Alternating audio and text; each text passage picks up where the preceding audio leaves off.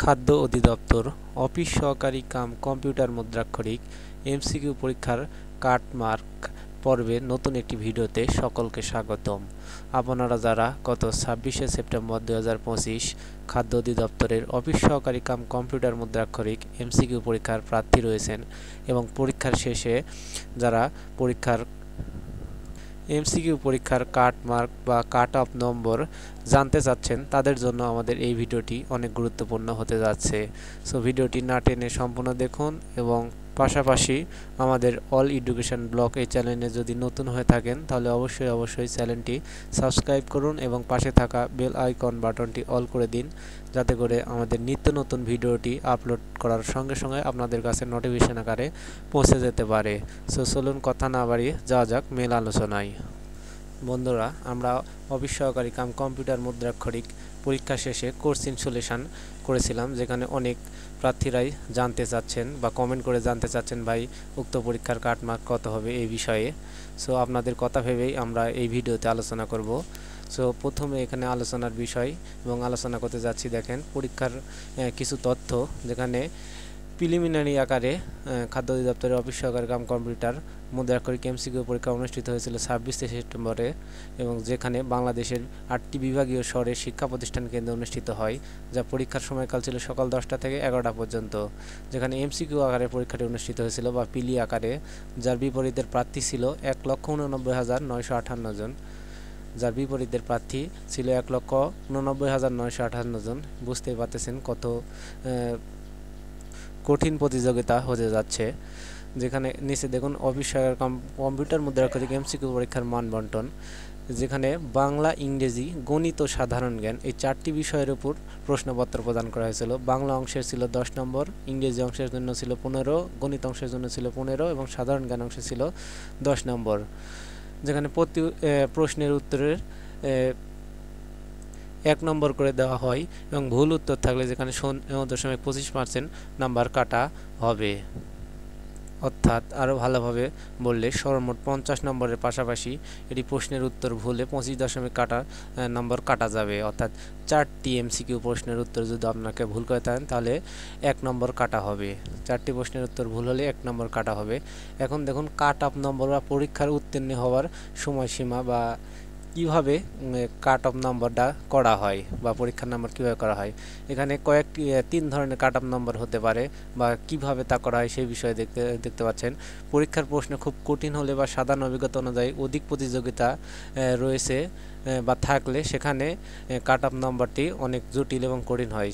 এবং আপনারা জানতেই পারতেছেন যে এখানে অধিক প্রার্থী রয়েছে এই অফিস সহকারী কাম কম্পিউটার মুদ্রাক্ষরিক পদের জন্য, যেখানে আমরা হিসাব করেছি এবং আপনাদেরকে জানাতে চাচ্ছি যে দেখেন অফিস সহকারী কাম কম্পিউটার মুদ্রাক্ষরিক পদের পরীক্ষার সংখ্যা ছিল 436 জন এবং যার বিপরীতে পরীক্ষায় অংশগ্রহণ করেছিল 1,89,958 জন।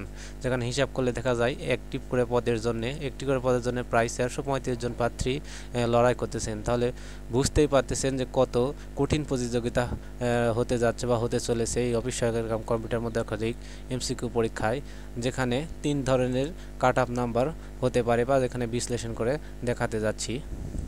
প্রথমত, যে সকল শিক্ষার্থী বন্ধুরা বা প্রার্থীরা আপনারা যারা 35 থেকে 40টি এমসিকিউ প্রশ্ন সঠিক উত্তর করেছেন, তাদের যদি ইংরেজি বা গণিত অংশের প্রশ্ন সমাধান ভুল হয়ে না থাকে, আমি আবারও বলতেছি, আপনারা যারা 35 থেকে 40-এর মধ্যে সঠিক উত্তর করেছেন এমসিকিউ এর, তাদের যদি ইংরেজি অংশ বা গণিত অংশে ভুল না হয়ে থাকে তাহলে অবশ্যই আপনারা এই লিখিত পরীক্ষায় বা পরীক্ষার উত্তীর্ণ হওয়ার আশায় থাকবেন।